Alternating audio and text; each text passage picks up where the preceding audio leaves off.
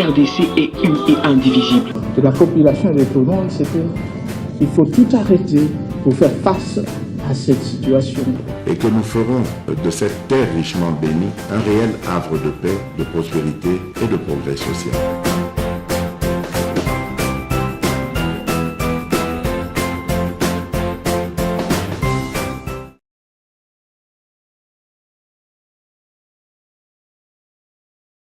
Une heure et demie, en tout cas, ils sont entrés à 10h35, c'est presque 1h30 d'entrevue en tête-à-tête. Et le voilà qui prennent les couloirs qui mènent vers cette salle de congrès Blaise Bokoukia où les deux chefs d'État vont devoir se présenter devant la presse et répondre aux préoccupations des chevaliers de la pluie. J'aime beaucoup l'analyse du langage et la sociologie de la communication. Regardez, ils sont très détendus. Ils sont très détendus l'un et l'autre et ils échangent. J'aime bien cette image. J'espère que c'est... Mais moins de temps parce qu'ils continuent encore leur entrevue. Oui, et tout en marchant. Ils vont rejoindre d'un moment à l'autre cette salle, très chers téléspectateurs. Et ça sera le moment fort de cette rencontre entre les deux personnalités. Moment fort en tête à tête, bien sûr, mais moment fort ici, parce que nous avons besoin de suivre ce qu'ils se sont dit à huis clos, en tête à tête. Et ils font les rentrer dans cette salle mythique du Palais de la Nation. Nous le rappelons ici, la RDC accéda à sa souveraineté nationale et internationale le 30 juin 1960. Nous allons écouter. Merci, veuillez vous asseoir.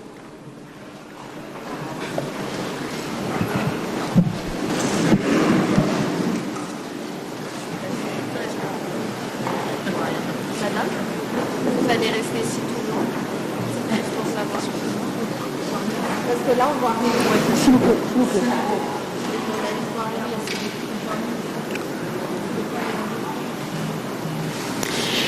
Excellences, Messieurs les présidents de la République démocratique du Congo, de la République française, bonjour et bienvenue à ce point de presse. Monsieur Macron, bienvenue encore une fois en RDC. Nous allons prendre les questions des journalistes du côté français et côté congolais. Nous avons 2 questions de chaque. Mais avant cela, Monsieur le président de la RDC, Monsieur Félix Tshisekedi, vous venez de recevoir votre homologue français pour un tête-à-tête. Est-ce qu'on peut savoir quelles sont les conclusions de ces échanges et qu'est-ce qu'on peut dire sur la relation franco-congolaise? Où est-ce que nous en sommes? Merci, madame. Avant toute chose, je voudrais souhaiter la bienvenue au président de la République française, le président Emmanuel Macron. Cher Emmanuel, tu nous fais un grand plaisir de venir en ce moment à Kinshasa, capitale du pays où nous sommes victimes d'une agression injuste et barbare. C'est dans le malheur, dit-on, qu'on reconnaît les amis et le président Macron est là pour ça. Les relations entre la République démocratique du Congo et la République française sont au beau fixe. Et après la discussion que nous avons eue, le président Macron et moi, je peux dire que nous avons tracé les pistes d'une coopération encore plus importante. Vous savez que le président Macron a dernièrement esquissé les grandes lignes de sa nouvelle vision de la politique française en Afrique. Je l'ai encouragé à ce sujet parce que j'estime que la France-Afrique est dépassée et que si la France veut être aujourd'hui en compétition avec tous les autres partenaires de l'Afrique, elle doit se mettre au diapason évidemment de la politique africaine par rapport évidemment à ce que les peuples africains veulent et de la manière dont les peuples africains regardent désormais les partenaires de coopération au développement avec qui ils sont en contact. Je me suis réjoui d'apprendre de la part du président français que cette approche est aussi la sienne et que je lui laisserai évidemment le soin de préciser cela et que moi j'allais dire cela va dans le sens évidemment des intérêts de l'Afrique. Pour ce qui est de ce que j'ai évoqué en entrée en matière, c'est-à-dire cette agression injuste et barbare, comme vous le savez, il y a eu un mini-sommet à Addis Abeba récemment, au cours duquel nous avons désigné le président João Lourenço de l'Angola, ainsi que le facilitateur désigné par la communauté d'Afrique de l'Est, l'ancien président kenyan, Uhuru Kenyatta. Nous leur donc avons confié la mission d'approcher les rebelles, les terroristes du M23, et le processus est en cours. Je n'en dirai pas plus. De mon côté, j'ai reçu les émissaires du président João Lourenço. J'ai eu l'occasion d'en parler au président Macron, qui lui-même a récemment visité l'Angola et rencontré le président Lourenço, et il peut aussi, s'il le veut, dire ce qu'il en pense. Moi, je reste, comme vous le savez, toujours sur ma position. Je demande à voir, parce que nous ne sommes pas au premier processus prêt. Les cessez-le-feu, nous les avons déjà décidés depuis le processus de Nairobi. Ensuite, il y a eu celui de Luanda, où il y a eu encore un cessez-le-feu, plus un calendrier qui commençait le 25. Après le cessez-le-feu, il y avait le retrait jusqu'au 15 janvier, et puis ensuite le cantonnement. Rien de tout cela n'a été fait. Nous demandons à voir. Nous donnons la chance à la paix, car comme je vous l'ai dit, ma présidence, elle est destinée plutôt à favoriser la cordiale entente entre les peuples, à commencer par les peuples des pays voisins. Donc je ne mettrai jamais d'entrave à tout ce qui peut aller dans le sens de respecter ou de promouvoir plutôt le processus de paix et de stabilité dans la région.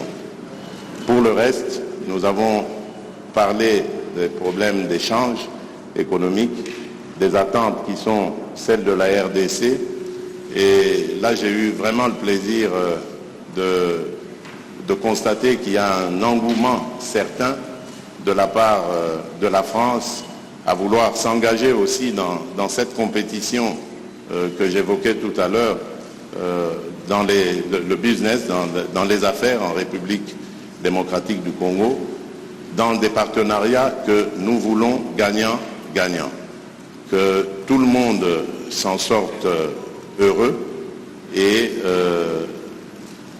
avec le sentiment d'avoir réalisé des partenariats qui sont satisfaisants. Nous avons évoqué également le problème des forêts. Il revient d'ailleurs de Libreville, où il a participé au sommet One Forest Summit. C'est un sommet qui a pris en compte, qui s'est plutôt attardé sur la forêt tropicale, la forêt du bassin du Congo, qui, comme vous le savez, aujourd'hui est le premier poumon de l'humanité et un atout formidable pour la lutte que nous menons tous contre le réchauffement climatique. Là aussi, nous avons développé une série d'idées et nous sommes arrivés aussi à des conclusions de partenariat importants pour à la fois mettre en avant cet atout considérable qu'est la forêt, mais également comment par la transformation sur place, la transformation locale, nous pouvons créer de la richesse et des emplois, bref, une dynamique économique qui peut être favorable à nos pays. Là aussi, la France accepte de s'impliquer, de nous suivre, c'est une très bonne chose. Enfin, les minerais stratégiques, nous les avons évoqués. La France veut faire partie du débat. Ce qui m'a le plus intéressé, c'est ce partenariat qui va être conclu, je crois, avec la firme française BRGM, qui va nous apporter son savoir-faire et nous accompagner dans la certification de nos minerais, la cartographie, et plus tard, évidemment, ça nous aidera à pouvoir mieux exploiter ces domaines. Donc voilà en bref ce que nous avons passé comme sujet, et je peux dire en conclusion que la France revient en force en République démocratique du Congo. Nous espérons simplement que cela n'est pas juste un feu de paille et que ce sera vraiment un vrai départ à nouveau, parce que le président a fait d'ailleurs le constat qu'il n'y a pas beaucoup de firmes françaises en République démocratique du Congo en particulier, mais même aussi en Afrique en général, et qu'il serait temps que la France redevienne encore plus présente. Ce sera tant mieux pour nos relations, tant mieux pour les affaires, tant mieux pour l'emploi.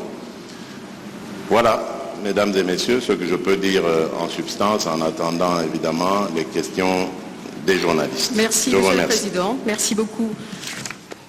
Monsieur le Président Macron, c'est votre première visite officielle en République démocratique du Congo, le plus grand pays de la francophonie, mais vous arrivez quand même à un moment assez particulier où il y a une dégradation de la situation sécuritaire dans la partie est du pays. Quel serait votre premier message au peuple congolais qui vous suit en ce moment, pour ne pas dire celle de l'Est en particulier? Merci beaucoup, Madame. Monsieur le Président, cher Félix, Monsieur le Premier ministre, Mesdames et Messieurs les ministres, Mesdames et Messieurs les parlementaires, ambassadeurs, chers amis. D'abord, je veux dire combien je suis heureux d'être aujourd'hui pour ma première visite, en effet, en République démocratique du Congo, dans cette salle historique pour l'histoire de votre nation. Et après avoir accueilli comme invité d'honneur le président, en particulier au Forum sur la paix en 2019, puis retrouvé lors du sommet sur le financement des économies en 2021, il était grand temps que, à mon tour, je vienne. Alors cette visite est la dernière étape, le point d'orgue en quelque sorte d'une tournée de 4 jours qui m'a conduit de Libreville à Luanda puis Brazzaville jusqu'à vous, Kinshasa. Et c'est ici en effet que se jouent nombre de combats du siècle, y compris ceux que nous avons portés ces derniers jours, celui pour la forêt et justement ce trésor du bassin du fleuve Congo. Alors cette visite, vous l'évoquiez à l'instant, arrive à un moment particulier pour la République démocratique du Congo, et j'en mesure toute la gravité. Elle intervient à un moment, vous l'avez dit, Président, où une région, un peuple, un pays, vit le nouvel acte d'une tragédie qui, depuis près de 30 ans, ne s'est jamais vraiment éteinte. Des centaines de milliers de Congolais revivent le cauchemar de la guerre, de la fuite, du dénuement absolu. Une ville, Goma, est à nouveau sous la menace d'une rébellion qui emprunte de nouveaux acronymes, aujourd'hui le M23, mais dont le visage et les soutiens extérieurs et l'agenda sont connus. La France ne s'est jamais résignée à une soi-disant fatalité de l'histoire. Et à ce que l'horreur de la guerre puisse se répéter. Parce que la guerre qui revient, c'est ajouter des morts aux morts et des drames aux drames. Et en disant cela aujourd'hui, je veux également pleinement mesurer le poids de l'histoire, les drames qui se sont joués dans votre pays, les crises et guerres précédentes, qui nécessiteront que la justice pour le temps présent et la justice pour les crimes passés puissent passer. Face à une histoire dont le nombre de victimes équivaut à celui des guerres mondiales que nous avons vécues, la France ne prétend pas, et je ne prétends pas avoir seule une solution. La solution est dans un réveil collectif, dans la prise de conscience qui se joue ici, qui est l'affaire de tous et de toute la région. Et aux crimes et aux tragédies qui se déroulent sous nos yeux, nous ne devons pas ajouter l'oubli et l'abandon. Alors je souhaite aujourd'hui que la France reste fidèle à son rôle d'allié indéfectible de la RDC pour défendre son intégrité et sa souveraineté. La République démocratique du Congo ne doit pas être un butin de guerre. Le pillage à ciel ouvert de la République démocratique du Congo doit cesser. Ni pillage, ni balkanisation, ni guerre.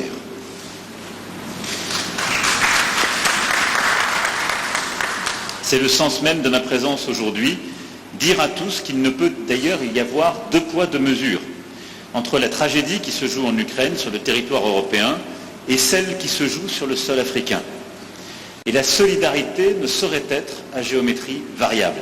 Et à cet égard, je veux vous saluer, Monsieur le Président, pour la clarté de vos expressions et de vos votes à l'Assemblée générale des Nations Unies quand il s'est agi de condamner l'agression russe et de défendre le droit international.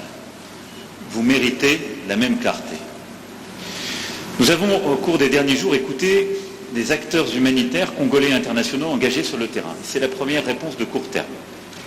Nous avons entendu leur alarme face au dramatique manque de moyens qui se profilent sur le terrain et les situations extrêmes qui sont à nouveau vécues par nombre de vos compatriotes. C'est pour cette raison que la France sera le premier État à répondre à l'initiative de l'Union européenne, annoncée ce matin même, de mettre en place un pont aérien humanitaire à destination de Goma. Nous allons débloquer une contribution immédiate de 34 millions d'euros d'aide humanitaire, laquelle s'ajoutera au montant de près de 50 millions annoncés par l'Union européenne. Nous nous tenons également à la disposition de l'Union européenne pour fournir des moyens de transport, civils ou militaires, et pour procéder à leur acheminement. Je veux ici remercier le commissaire européen Lenarčič d'avoir amorcé cette solidarité européenne qui se concrétisera dans les jours qui viennent par l'acheminement de plusieurs tonnes de matériel humanitaire au profit des populations déplacées dans la région de Goma et dans toutes les régions qui ont été affectées par ces mouvements rebelles et ces groupes terroristes. Le rôle de la France, c'est aussi de tout faire pour qu'il y ait un chemin vers la paix. Pour cela, chacun doit être à la hauteur de ses responsabilités. J'ai parlé il y a quelques instants au secrétaire général des Nations Unies, Antonio Guterres, qui est engagé pour faire jouer aux Nations Unies leur rôle indispensable, et je l'en remercie. Et donc ensemble, nous devons travailler, Union européenne, Union africaine, organisations sous-régionales, pays de la région et Nations Unies, à ce qu'on chacun donc apporte sa contribution pour enfin imposer la désescalade et la paix. À cet égard, je veux ici dire tout notre soutien au processus de Luanda et de Nairobi. Et suite à la dernière réunion qui s'est tenue en marge du sommet de l'Union africaine à Addis Abeba, notre soutien à la médiation que vous avez confiée. J'étais hier avec le président Lourenço, nous avons eu un très long échange sur le sujet et le plan qui est aujourd'hui sur la table, qui a été agréé par tous, qui est en train d'être mis en œuvre, j'en suis convaincu, est le bon, à condition évidemment qu'à chaque étape il soit respecté et que le chronogramme qui a été décidé à partir du 28 février soit dûment respecté. Cessez-le-feu sur le terrain, mécanisme de vérification sous supervision angolaise, cantonnement du M23 sur votre sol, processus de désengagement, désarmement et réinsertion, déploiement de forces régionales, et je veux ici remercier les Kenyans, j'espère que les autres rejoindront, et je veux ici dire que nous serons évidemment mobilisés pour aider au financement, et désescalade dans un premier temps, retour à une paix durable ensuite. Tout ça est ce qui nous a longtemps manqué, mais tout ça dépend évidemment des pressions politiques, diplomatiques, économiques, pour que cela soit respecté. À cet égard, la discussion que j'ai eue avec le président, la discussion que nous avons eue avec le président Lourenço, la discussion que j'ai eue ce matin avec le président, cher Félix, et l'échange que j'ai pu avoir avec le président Kagame m'a démontré une chose, tous m'ont apporté un soutien clair au cessez-le-feu pour mardi prochain, qui est prévu dans le chronogramme, sur lequel se sont engagés aussi les représentants du M23 qui sont allés voir le président Lourenço. Nous verrons maintenant si chacun respecte la parole donnée. Mais si je dois retenir un seul motif d'optimisme, c'est que tous mes interlocuteurs adhèrent à ce plan porté par l'Angola, le Kenya, le Burundi, et je salue, cher Félix, le courage qui est le vôtre de donner une chance à ce plan et à la paix. Avec une exigence légitime, c'est que tous ceux qui s'y engagent respectent la parole donnée, les rendez-vous, les dates et l'effectivité des choix pris, des promesses tenues. Il nous revient d'être collectivement à vos côtés pour faire la démonstration que ce choix est le bon. Ceux qui s'en éloigneront auront une responsabilité écrasante et s'exposeront à la sanction de l'histoire. Et dans une région où la France a su regarder en face son propre passé, nous savons combien ce poids de la sanction de l'histoire peut être accablant. Je le disais en ouverture de mon propos, cette visite en un moment de gravité est aussi une visite d'amitié, d'espoir, et le président l'a évoqué à l'instant. Et c'est un espoir légitime parce que vous êtes un grand pays, et nos deux pays ont en quelque sorte en commun aussi de voir grand. Et pour transposer un mot célèbre du général de Gaulle, le Congo ne peut être le Congo sans la grandeur. Et donc, aucun pays d'Afrique n'est plus doté que le vôtre de richesses de toutes sortes et une capacité à saisir un destin d'exception. C'est pourquoi nous souhaitons bâtir un partenariat nouveau sur plusieurs axes. D'abord, vous aider à la pleine souveraineté sur le plan sécuritaire et militaire. Nous sommes déjà les premiers partenaires en termes de formation militaire de la RDC. Nous souhaitons faire davantage parce que la condition pour qu'il y ait dans la durée la fin des pillages, la fin du risque de balkanisation que j'évoquais, c'est qu'il y ait le retour de l'État régalien et des conditions de cet État régalien partout sur le territoire. Nous souhaitons être des partenaires dans la durée de ce travail. Formation, équipement, capacité à être à vos côtés, ça correspond au nouveau partenariat qui est le nôtre. Deuxièmement, c'est sur le terrain économique, vous l'avez dit. Nous allons cet après-midi, dans une conférence économique, illustrer ce que je disais lundi. Nous répondons aux demandes qui sont les vôtres. On ne vient pas plaquer des solutions. On vient avec des entreprises de toute taille, de tous ordres, et beaucoup d'entreprises nouvelles. Nous assumons d'être là, y compris pour défendre nos intérêts économiques, et on le fait en amenant avec nous toutes les compétences, et y compris les Européens. Et je me félicite que 2 commissaires européens seront à nos côtés cet après-midi. C'est pas simplement la France, mais la France et l'Europe, sur la base d'un partenariat équilibré et respectueux, et des services urbains si importants pour vous, on l'évoquait ensemble, du numérique jusqu'au domaine minier, où nous souhaitons travailler avec vous pour bâtir un cadre de confiance qui permettra une exploitation au service des Congolais, dans les meilleures conditions scientifiques, permettant justement la coopération et notre expertise. C'est, je crois, la clé de ce partenariat économique qui nous permettra aussi de faire mieux. Parce que l'Afrique est un théâtre de compétition. Il faut que cette compétition se fasse dans un cadre loyal, qui serve les intérêts des populations, qui aide à lutter contre la corruption, mais où nous avons notre place à jouer, ni plus ni moins. Ensuite, après le sécuritaire et l'économique, c'est la science et la recherche. J'aurai cet après-midi l'occasion et l'honneur d'être reçu par le professeur Mouyembe, découvreur du virus Ebola, dans ce fleuron de la recherche scientifique congolaise et africaine qui est l'Institut national de recherche biomédicale. Et je veux ici d'ailleurs rappeler combien la France a été engagée dans cette lutte contre le virus Ebola avec les meilleures équipes de l'INSERM, de plusieurs de nos laboratoires, combien nos chercheurs, nos épidémiologistes sont venus. Yves Lévy avait eu cette mission confiée il y a quelques années, ici même, et je veux saluer cette coopération, mais l'INRB, dans le séquençage des virus les plus dangereux, dans la lutte contre la pandémie de Covid-19, dans la formation d'étudiants venus de toute l'Afrique, prouve tout ce qu'on peut accomplir quand notre coopération se donne les moyens. Et sur ce modèle qui est un fleuron de la coopération franco-congolaise, je souhaite qu'on aille beaucoup plus loin et la ministre de l'Enseignement supérieur et de la Recherche pourra illustrer cette volonté dans de nombreux domaines d'échanges scientifiques et universitaires. Je souhaite aussi que nous puissions le faire dans les domaines de climat et de biodiversité autour de la question des forêts si importante et que vous avez réévoquée. Enfin, voir les choses en grand, c'est le voir aussi pour la culture congolaise, c'est votre puissance. Il faut l'exercer, c'est votre intérêt, c'est le nôtre, d'avoir en Afrique et dans le monde, si je puis dire, l'équivalent d'un Nigeria francophone. Les créateurs et entrepreneurs qui nous accompagnent avec la ministre amènent avec eux, outre un immense intérêt pour leurs homologues congolais, tous les outils et les réseaux pour l'aider à se développer dans nombre de domaines nouveaux. Jeux vidéo, séries télévisées, bandes dessinées, e-sport, univers virtuel.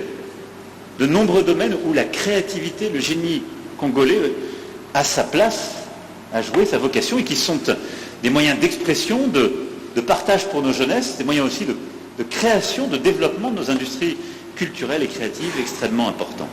Et dans ce cadre, je veux ici dire combien, à mes yeux, la langue française n'est pas simplement un trait d'union, mais un trésor en partage dont vous êtes devenu le centre de gravité. Plusieurs présidents de la République sont venus avant moi ici pour parler de francophonie. Et lorsque François Mitterrand s'est rendu à Kinshasa en 1984, parler de francophonie, la défendait ici, la France était 2 fois plus peuplée que votre pays. Je viens ici devant vous en vous parlant de francophonie et en assumant totalement que vous êtes le premier pays francophone par votre démographie. C'est une force, une fierté, mais dont il faut tirer toutes les conséquences. C'est une communauté de langues, de valeurs, de solidarité, de progrès, d'exigence. C'est aussi une communauté de création, de dynamisme. Et je suis convaincu que la vocation qui est celle de la République démocratique du Congo est de prendre toute cette place, la première, dans la francophonie de demain. Et je souhaite qu'ensemble, on puisse bâtir les prochains rendez-vous et en particulier des annonces fortes lors du sommet pour la francophonie que nous aurons à organiser en France en 2024. Merci beaucoup. Merci, Monsieur le Président. Nous allons donc passer à la phase questions-réponses. Merci. Alors, nous allons commencer par Michel Kifinda de Radio Kapi qui a une question, je pense, sur les aspects sécuritaires. Michel Kifinda, vous avez le micro. Merci. Je suis Michel Kifinda Ngoy de Radio Kapi. Ma question va s'adresser à Monsieur le Président Emmanuel Macron. Monsieur le Président, la mémoire congolaise retient d'une façon fraîche que la France a joué un rôle pertinent dans le génocide rwandais et surtout dans l'entrée des FDLR en RDC avec l'opération turquoise. Vous vous rappelez, il y a eu un couloir humanitaire. On a fait entrer des militaires avec armes et munitions malgré l'opposition de l'autorité congolaise. Aujourd'hui, la RDC a déjà enregistré plus de 10 millions de morts. On est victime de notre solidarité. Comment la France compte-t-elle résoudre personnellement, puisque vous étiez là et c'est vous qui avez fait entrer ces militaires, cette problématique de la sécurité dans l'Est et comment comptez-vous réparer le préjudice causé à la population congolaise? Ça, c'est le premier aspect de ma question. Le deuxième aspect de ma question, Monsieur le Président, puisque tous les rapports des experts des Nations Unies, Amnesty International et autres, attestent la thèse d'une agression rwandaise sous couvert du M23. Nous constatons que la France n'est pas assez chaude à condamner le Rwanda, à demander des sanctions, puisque vous siégez au Conseil de sécurité des Nations Unies, mais vous le faites avec agressivité contre la Russie. Pourquoi cette léthargie du côté congolais? Vous sentez-vous plus coupable de la mort de 800 000 Rwandais plutôt que de 10 millions de Congolais? Qui plus est, vous avez même donné 20 millions de dollars au Rwanda, pays agresseur à la RDC. La RDC peut-elle toujours continuer à considérer la France comme un pays ami? Merci, Monsieur le Président. Merci, Michel. Merci pour vos questions. J'ai dit dans mon propos introductif, et je vous le redis avec beaucoup de clarté, que la France est un allié de la RDC, continuera de l'être. J'ai dit avec beaucoup de clarté comment nous voyons la situation aujourd'hui, condamnant toute forme de pillage, de balkanisation, de menace de la souveraineté de votre pays. Je suis prêt à ouvrir tous les dossiers de l'histoire. Je l'ai fait avec le Rwanda.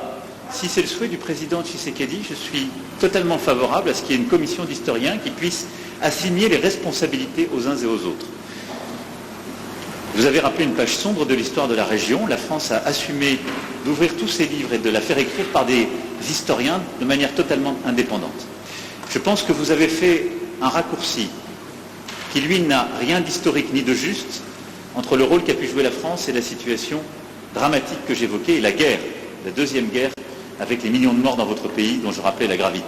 Donc je récuse le raccourci que vous avez fait et la responsabilité qu'on pourrait assigner à la France parce que je suis pour la vérité, mais toute la vérité, je ne suis pas pour prendre tous les fardeaux. J'essaie de prendre les miens et c'est déjà bien. Donc oui pour une commission d'historiens pour faire ce travail s'il semble utile au président et donner les faits. Ensuite, soyons clairs, quelle est la situation depuis 1994 ? Plusieurs pays de la sous-région, il n'y en a pas qu'un, plusieurs, sont rentrés dans votre pays et plusieurs groupes rebelles y ont prospéré, captant d'ailleurs beaucoup de richesses minière économique qui devrait revenir à votre peuple. Et depuis 1994, et ce n'est pas la faute de la France, pardon de le dire dans des termes aussi crus, vous n'avez pas été capable de restaurer la souveraineté, ni militaire, ni sécuritaire, ni administrative de votre pays. C'est aussi une réalité. Il ne faut pas chercher des coupables à l'extérieur de cette affaire. Et donc, on en est dans cette situation qui a conduit à des drames absolus, à cette deuxième guerre, à des millions de morts, qu'on ne doit pas oublier, à la nécessité aussi, ce qui est une responsabilité qui doit se faire ici, ce n'est pas la France ou d'autres de le faire, de mettre en place une vraie justice, une justice transitionnelle, qui est la clé pour que celles et ceux qui parfois ont tué soient jugés. Et parfois, ils évoluent encore, ils sont là, ils sont encore avec des responsabilités. Comment voulez-vous qu'il y ait une paix durable et de la confiance dans un pays quand la justice n'est pas passée? Ne demandez pas, n'accusez pas la France pour quelque chose qui dépend de vous, là. C'est une réalité aussi. Mais très clairement, sur cette situation, depuis 30 ans, a pris un tour inacceptable. Donc voilà. Oui pour faire la vérité sur l'histoire, non pour prendre tous les fardeaux. Et si on est clair, soyons clairs jusqu'au bout et assignons toutes les responsabilités, y compris les responsabilités congolaises, y compris les responsabilités de la sous-région. Bâtissez une armée solide, construisez la sécurité et le retour de l'État partout sur le territoire, faites passer la justice transitionnelle pour que vous n'ayez pas des coupables et des criminels de guerre encore en responsabilité ou sur le terrain. Soyez intraitables avec tous les voisins de la région quand ils viennent vous piller et nous serons à vos côtés. Je ne peux pas être plus clair sur ce sujet. La clé dans la durée, on l'évoquait avec le président Tshisekedi. C'est très clairement d'avoir la capacité de tenir tout le territoire et un discours de vérité avec toute la sous-région, parce qu'on ne peut pas rester sur un modèle économique qui consiste à ce que des ressources soient prises ici pour permettre, en quelque sorte, la stabilité économique de voisins. À ça s'ajoute un devoir aussi qui est de répondre à la menace terroriste. Je l'évoquais tout à l'heure rapidement. Les ADF sont des groupes qui n'ont pas de proxy régionaux. Ce sont des groupes terroristes sur votre sol qui menacent la stabilité et qui peuvent s'étendre, on l'a vu dans d'autres régions africaines, avec des conséquences terribles. Et ces mouvements terroristes islamistes, il faut aussi les combattre, c'est une question de sécurité nationale. Ensuite, pour ce qui est du M23 et des sanctions. J'ai toujours été très clair, et la France a constamment condamné le M23 et tous ceux qui le soutiennent.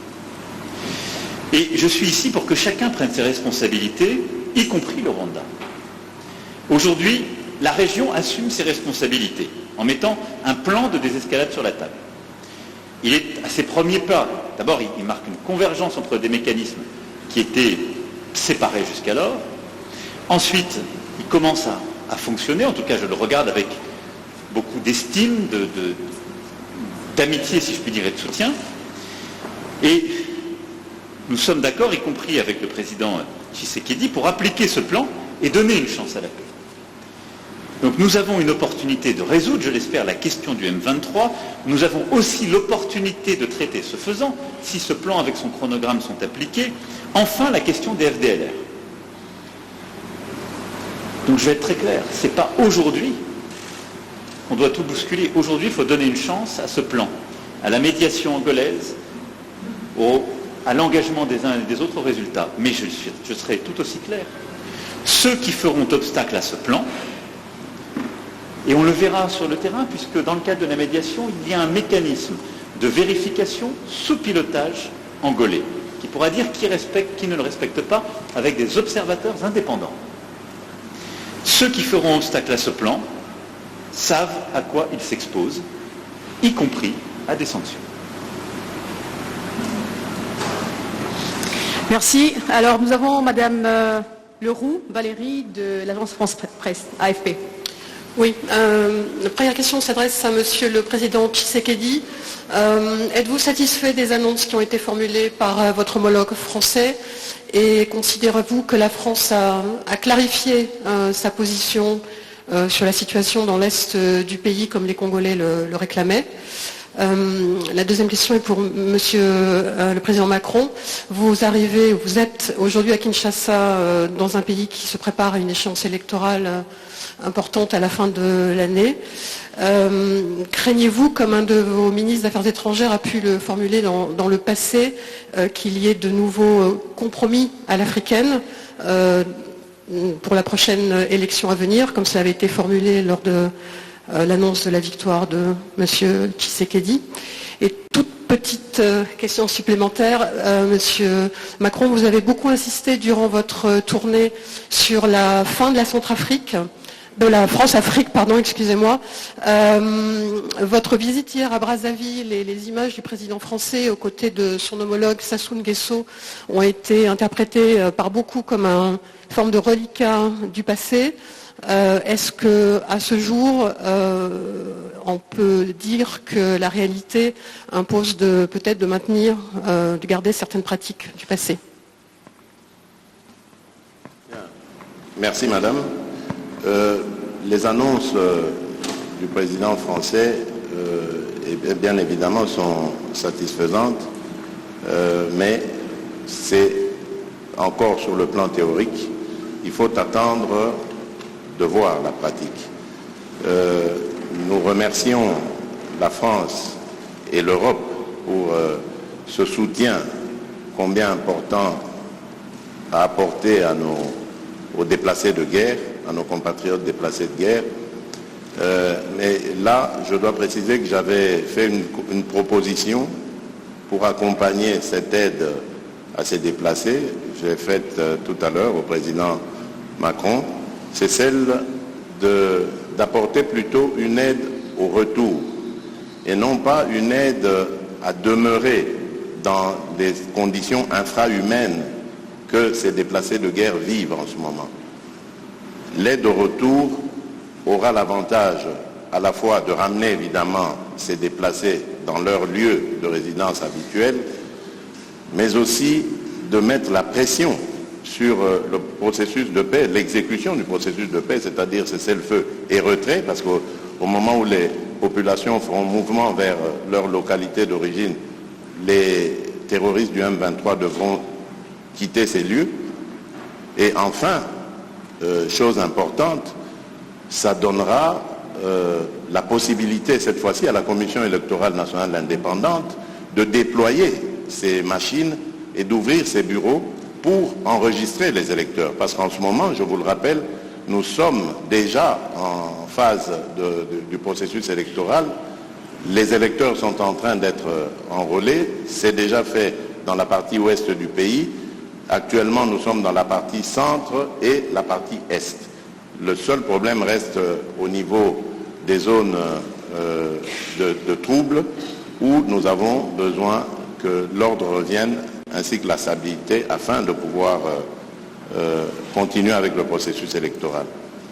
Sinon, nous risquons d'avoir un retard considérable qui impactera sur la date prévue par le calendrier. Pour le reste, c'est comme je l'ai dit, je demande à voir, surtout au niveau des sanctions, parce que je reste dubitatif quant à la bonne foi de ceux qui nous ont agressés. Il n'y avait aucune raison, je le rappelle, qui justifiait cette agression, si ce n'est que des raisons économiques, mais propres au Rwanda, instigateur de cette agression. Maintenant, la question est de savoir est-ce que le Rwanda peut se passer de ce pillage systématique de la République démocratique du Congo qui date maintenant d'une vingtaine d'années. Et si c'est le cas, ça se vérifiera à travers ce processus. Et si ce n'est pas le cas, c'est là que je vérifierai les propos et les engagements du président Macron par rapport aux sanctions à prendre contre le Rwanda, et ça, il faut le préciser. Je vous remercie.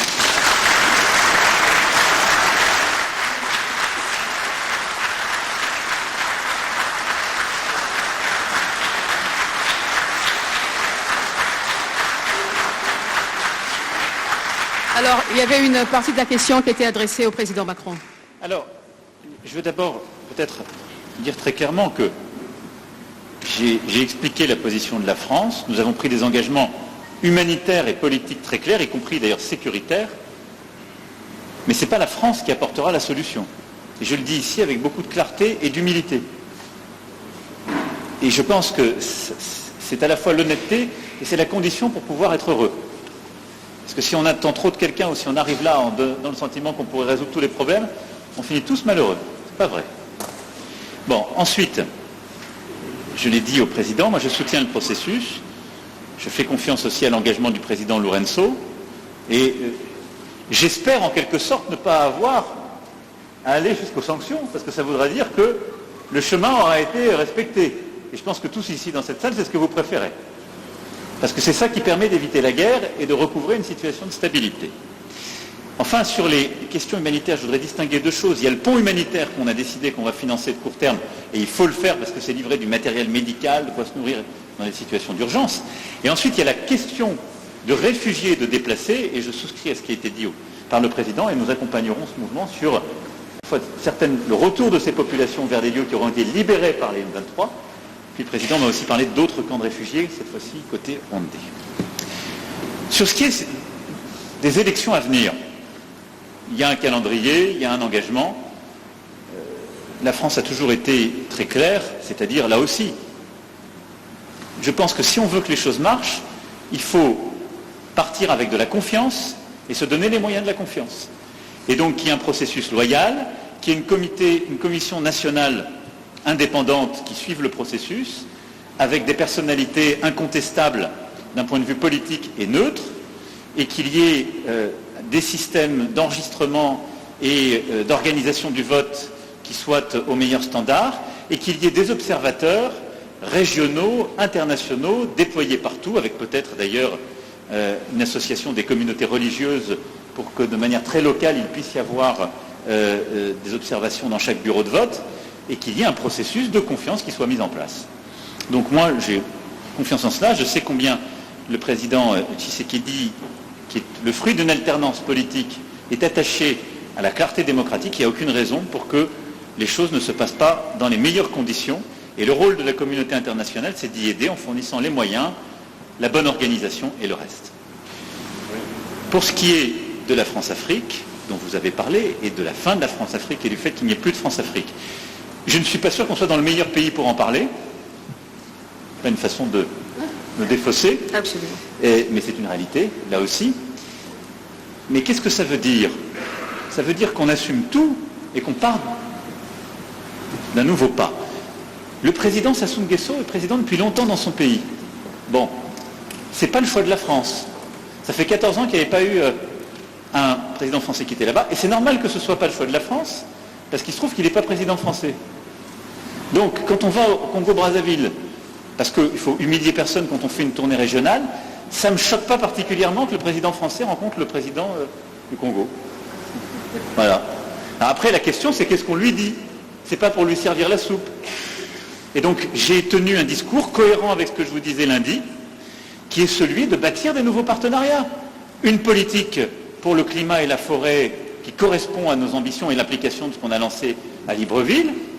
Une politique culturelle nouvelle en défendant justement les artistes, y compris les plus insolents et les plus innovants.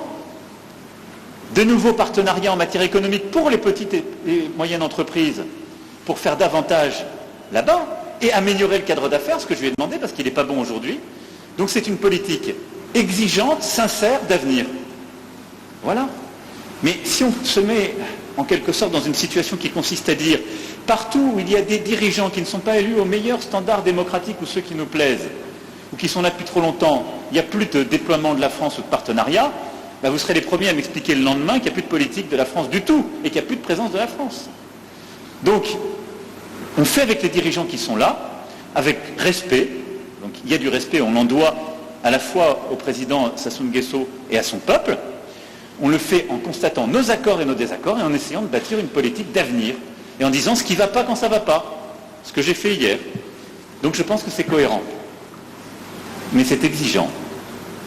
C'est le propre exactement de ce que nous sommes en train de faire avec le continent africain. Je pense qu'il le mérite parce que c'est un immense continent d'avenir avec lequel on a une histoire plurielle, si je puis utiliser ce terme, multiple, mais qui est un continent que j'aime. Merci beaucoup. Monsieur le Président, vous avez une réaction par rapport à la question qui a été posée? Oui, je voulais réagir par rapport à cette question sur le compromis à l'africaine, enfin ce petit commentaire, pour dire que, voyez-vous madame, c'est justement ça qui doit changer dans nos rapports avec la France en particulier, mais l'Europe en général, l'Occident. votre façon de voir les choses lorsqu'elles se passent en Afrique. Quand il y a des irrégularités aux élections américaines, on ne parle pas de compromis à l'américaine. Lorsqu'en France, il y a plusieurs années maintenant, lors des années Chirac, il y a eu un scandale sur des électeurs décédés qu'on a fait voter, on ne parlait pas de compromis à la française. Je crois qu'il doit y avoir du respect dans la considération que nous avons les uns envers les autres. Nous n'avons aucunement l'intention de galvauder l'opinion de nos électeurs. Le processus électoral est entamé. Nous avons tiré suffisamment la sonnette d'alarme pour dire que s'il y a risque de dérapage, ce n'est pas à cause des autorités du pays ni des responsables de la CENI, c'est simplement dû au fait que nous sommes un pays agressé par le Rwanda, l'agression à laquelle d'ailleurs a fait suite un déplacement massif de population, d'électeurs, qui pouvaient être en ce moment en train d'être enrôlés, mais qui malheureusement ne peuvent pas à cause du fait qu'ils sont loin de leur base. Et à cause de cela, nous risquons de prendre du retard dans l'enrôlement. Et s'il y a retard dans l'enrôlement, il y aura retard dans le vote de la loi sur la répartition des sièges, parce que c'est très important, c'est en juin qu'elle doit intervenir, pour que nous puissions ensuite aller sur un processus électoral crédible. Sans cela, jusqu'à ce stade, je ne sais pas comment nous allons nous y prendre. Est-ce qu'il faut stopper le processus d'enrôlement des électeurs en attendant que la paix revienne, avec le risque que cela impacte sur le respect du calendrier, ou faut-il continuer le processus en ne prenant pas en compte les populations nombreuses de déplacés de guerre? C'est ça qui peut poser problème. Et si demain, nous allons aux élections dans des conditions difficiles, vous parlerez de compromis à l'africaine, alors qu'aujourd'hui, ces mêmes Africains sont en train d'attirer votre attention sur cette ignoble et injuste agression due au fait du Rwanda, et demandons même des sanctions, personne n'en parle. Voilà ce que je voulais apporter comme précision pour dire, ça aussi, ça doit changer dans la manière de coopérer avec la France et l'Europe. Regardez-nous autrement, en nous respectant, en nous considérant comme de vrais partenaires, et non pas toujours avec un regard paternaliste, avec l'idée de toujours savoir ce qu'il faut pour nous et non pas pour...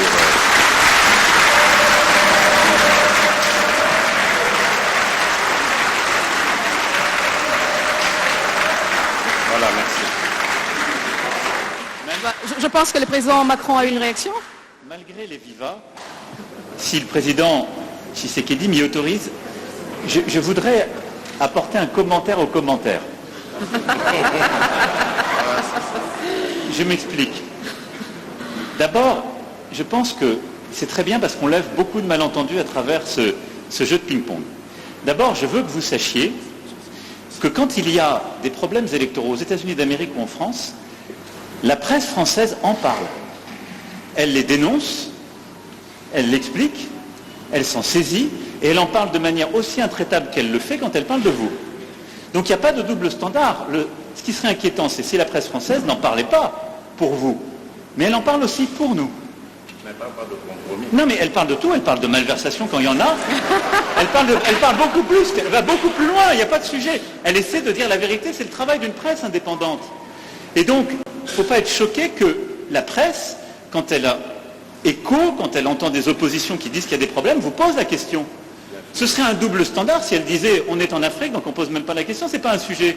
Non, elle pose la question, mais elle le fait aussi chez nous. Chez nous. Et il se trouve que chez nous, quand il y a des malversations politiques, je ne voudrais pas que des malentendus s'installent, y compris quand on fait référence au président Chirac, il y a des procès qui sont faits. Et les gens sont condamnés, parce qu'il y a une justice indépendante. Donc il y a une presse indépendante et une justice indépendante.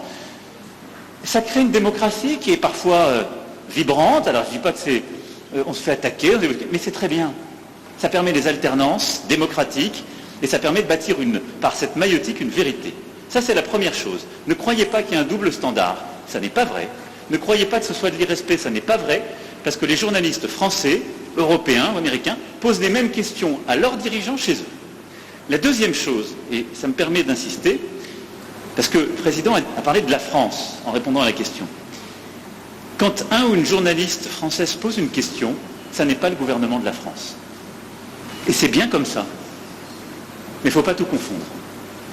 Non, parce que, non, mais c'est pas une position de la France. Je faisais allusion. Parce qu'il n'y a pas de... Je faisais allusion au propos de Le Drian. Lui, il est officiel français. Oui, mais... Le compromis à l'africaine, c'est Le Drian, c'est pas la journaliste. C'est exact, mais c'est compromis. Mais cette formule, Président, on sait d'où elle est sortie et on sait le contexte électoral. Non, mais on sait le contexte électoral. Et il n'y avait pas de caractère de mépris dans la formule de Jean-Yves Le Drian. À Nairobi, d'ailleurs, grâce à toi, on a pu s'expliquer avec. Et la France a beaucoup œuvré, vous le savez ô combien, pour qu'il y ait alors une alternance, qui n'aurait pas été à ce moment-là un mécanisme spontané. Je ferme cette parenthèse, mais je voulais faire cette précision. Pardon. Merci, très bel échange. Alors, je pense qu'on va peut-être réduire la phase questions-réponses. Il nous en reste 2. Alors, messieurs les journalistes, vous ne posez votre question que si elle n'a pas encore été posée ou s'il n'y a pas eu de réponse apportée. Alors, on va prendre une autre question congolaise. Monsieur Patient Ligodi de Actualité.cd. Il est par là. Merci beaucoup. Au président Emmanuel Macron, je suis désolé de revenir là-dessus. En décembre dernier, la secrétaire d'État Chrysoula Zakoro-Poulou a ouvertement condamné au nom de la France le soutien apporté par le Rwanda au M23. 3 mois plus tard, qu'est-ce qui fait qu'au plus haut niveau, vous n'arrivez toujours pas à le faire? Pourquoi la langue lourde sur cette question? Monsieur le Président, pourquoi le mot agression est considéré comme un mot tabou? Votre homologue juste à votre côté l'a prononcé 6 fois, j'ai compté. Pourquoi avez-vous du mal à nommer l'agression rwandaise alors que tous les rapports indépendants le disent et le prouvent? Vous avez tout à l'heure parlé des discours de vérité. Alors le peuple congolais voudrait également entendre cette vérité de votre bouche, l'agression rwandaise. Au président Tshisekedi, Excellence, n'avez-vous pas l'impression d'être pris au piège par l'EAC et à tous ces processus? 3 calendriers de retrait. Toujours rien. Comment sortir de ces pièges alors que le mandat offensif de la force régionale est bien clair? Merci. Je commence Je ne pense pas. D'abord, lorsque la République démocratique du Congo a décidé d'adhérer à l'EAC, ce n'était pas pour des problèmes sécuritaires. Au contraire, c'était pour des problèmes d'avantages douaniers. Je vous rappelle ici que la majeure partie de nos compatriotes vivant à l'Est, les opérateurs économiques, j'entends, et même bien d'autres dans d'autres secteurs, travaillent souvent avec les pays d'Afrique de l'Est. Et lorsqu'il y a importation de denrées de tout genre, c'est par les ports de Mombasa et de Dar es Salaam principalement que cela vient. Et donc, nos opérateurs économiques n'étaient pas dans les mêmes conditions de concurrence que leurs homologues des pays voisins. Et ça avait un impact négatif pour notre économie parce qu'ils étaient obligés à ce moment-là de migrer vers ces pays, de vivre là-bas et donc de faire gagner plus de ressources à ces pays-là qu'à la République démocratique du Congo. Donc ça, ce n'est que pour l'aspect économique. Il y en a bien d'autres qui ont milité à ce que nous prenions la décision d'adhérer à cette communauté. Et puis, vu la taille de la République démocratique du Congo qui se situe au centre de l'Afrique, ça aurait été une opportunité formidable, surtout en ce qui concerne aujourd'hui la zone de libre-échange continental, l'intégration de l'Afrique. Ça aurait été une opportunité formidable d'adhérer, et ça l'est, c'est une opportunité formidable parce que ça nous permet d'être au cœur de tous ces échanges entre l'océan Indien et l'océan Pacifique. Donc il faut regarder notre adhésion à la communauté d'Afrique de l'Est de cette manière-là. Malheureusement, entre-temps, par accident ou par velléité hégémoniste ou de pillage de nos ressources, le Rwanda nous fait la guerre, mais cela ne doit pas remettre en cause toute la raison d'être de notre adhésion dans cette communauté. Alors, maintenant, lorsque vous me parlez de pièges, je ne suis pas d'accord avec ça. Parce que d'abord, les forces kenyanes se sont déployées comme elles s'étaient engagées de le faire. C'est le cas aujourd'hui. La difficulté, et j'en conviens avec vous, lorsque vous parlez de sorte d'attitude bizarre de la part de la communauté de l'Afrique de l'Est, la difficulté aujourd'hui, c'est de passer à la contrainte, comme ça avait été le cas. Mais vous savez, la contrainte, c'est la guerre. La guerre, on sait quand on la commence, on ne sait pas quand on la termine. Vous avez plusieurs exemples dans le monde aujourd'hui. Et je crois que ces pays veulent donner la chance à la paix, mais alors jusqu'au bout. Et c'est notre cas aussi, nous, République démocratique du Congo, qui sommes les plus concernés par cette agression. Parce qu'à cause de cette agression, nous sommes obligés aujourd'hui de consacrer nos ressources à renforcer les capacités de notre armée, alors qu'on pouvait continuer avec notre programme de développement local des 145 territoires, avec le financement de la gratuité de l'enseignement, avec le financement de la gratuité et de la couverture santé universelle. Donc voilà, je peux continuer comme ça, des tas de projets sur lesquels nous étions engagés et que nous sommes maintenant obligés d'arrêter parce qu'il faut se consacrer à la sécurisation de nos populations et de notre territoire. Et donc c'est d'abord l'affaire des Congolais avant d'être celle de nos voisins. Nos voisins viennent en aide à ce que nous recouvrions la paix et j'espère qu'ils auront raison. Ils veulent donner une chance à la paix, c'est normal, parce qu'ils pensent qu'engager des ressources à vouloir faire la guerre, c'est des dépenses, beaucoup de dépenses, et même au bout du compte, on n'est pas sûr du résultat. Donc donnons d'abord une chance à la paix, et je suis d'accord avec ces pays voisins, et ensuite nous verrons. Mais comme je l'ai dit, moi je reste vigilant, parce que dubitatif, compte tenu de ce que je sais des velléités rwandaises, et compte tenu de ce que je sais de leurs engagements pris jusqu'ici, qui n'ont jamais d'ailleurs été respectés. Voilà. Pour ce qui est de votre question, j'ai été très clair sur la condamnation du M23 et de tous ceux qui le soutiennent, le Rwanda. Bien sûr. Donc, je ne peux pas être plus clair que ça. Après, ce n'est pas une question de dénonciation. Je l'ai fait, nous l'avons fait depuis des mois. Parler d'agression, on l'a fait par des groupes. Des groupes qui sont d'ailleurs des groupes incluant aussi des Congolais. Vous le savez comme moi. Donc ce n'est pas une agression d'une puissance extérieure. Ils sont soutenus par plusieurs puissances extérieures dans une logique de prédation, mais ces groupes ont aussi des ressortissants qui sont votre pays. C'est une réalité. Bon. Donc, je l'ai condamné, et on peut parler tout à fait d'agression, j'ai aucun problème, de tous ces groupes, y compris des ADF et autres. Et la France est un soutien et un allié de la RDC contre à la fois ces pillages, cette volonté de balkanisation. La question qu'il y a derrière ce que vous me demandez, c'est de savoir si on veut passer un cran supplémentaire, elle est tout de suite aux sanctions. J'ai répondu de manière très claire tout à l'heure. Nous dénonçons, nous condamnons, nous accompagnons le processus de médiation régionale, mais au moment où, pour la première fois depuis des mois, alors que jusqu'alors ces processus avaient été mis en échec, par des refus de délivrer des visas pour permettre, par exemple, au M23 de bouger. Ça a été fait, ils ont pu aller à Luanda. Il y a un processus qui avance. On a un rendez-vous mardi, je serai intempestif à vous dire il faut tout de suite sanctionner. Donc je vous l'ai dit, moi, je fais confiance à ce processus parce que je pense qu'on peut se faire plaisir, on peut faire de l'escalade de tribune ici devant vous. Mais demain, c'est quoi l'alternative au plan de paix régional? C'est la guerre. Est-ce que je souhaite la guerre pour vous? Non. Donc je souhaite défendre ce plan de paix régional qui me paraît sérieux, crédible et qui engage toutes les forces de la région. Parce que je ne peux pas trouver de solution plus intelligente et plus crédible. Et donc dans ce cadre, je préfère faire confiance avec exigence, dire ce que nous attendons du Rwanda et des autres voisins, c'est de s'engager et de respecter les rendez-vous qu'ils se donnent, sous la supervision des médiateurs, et s'ils ne respectent pas, alors oui, il doit y avoir des sanctions. Je vous le dis très clairement. Mais au bon moment et en fonction du processus qui a été décidé par votre président et ses homologues à Addis Abeba et qui est sous cette médiation angolaise. Alors la dernière question est de Madame Meral Christel de France Télévisions.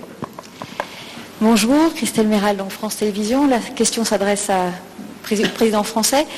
Monsieur Macron, vous, après plusieurs jours en Afrique, vous rentrez donc demain matin en France. Le pays, mardi, pourrait être bloqué en raison de la réforme des retraites. Alors, est-ce que vous ne redoutez pas que le blocage s'installe? Et puis, si la réforme devait rester très impopulaire, est-ce que vous ne craignez pas que l'on vous reproche de ne pas être à l'écoute des Français? Vous comprendrez bien que j'ai déjà fait plusieurs commentaires sur cette réforme des retraites, qui a fait partie de mon engagement présidentiel, et je ne vais pas, depuis ici, compte tenu des sujets qu'on est en train d'évoquer, de la lourdeur de l'actualité, de l'importance stratégique de cette tournée en Afrique, faire de nouveaux commentaires sur les commentaires. Je n'ai pas grand-chose de neuf à dire. Donc, ce qui m'importe, c'est surtout d'expliquer à nos compatriotes l'importance, en effet, dans un moment comme le nôtre, de passer 4 jours en Afrique, dans cette région qui est une région où une partie de notre histoire aussi s'est jouée. On était à Brazzaville hier, qui était la capitale de la France libre, où il y a une partie de notre passé, mais surtout beaucoup de notre avenir, sur le plan climatique, sur le plan de la biodiversité, culturelle, linguistique, mais aussi sécuritaire.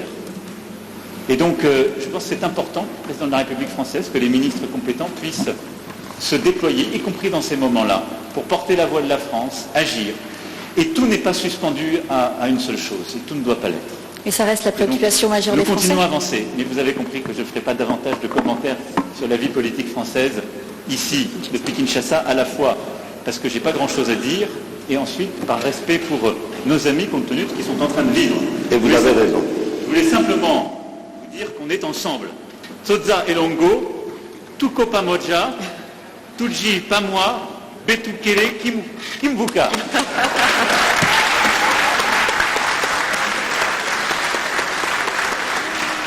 Merci beaucoup, Vos Excellences, Monsieur le Président de la RDC de la France, de vous être prêtés à ce jeu de questions-réponses. Merci à tous. Restez assis, s'il vous plaît.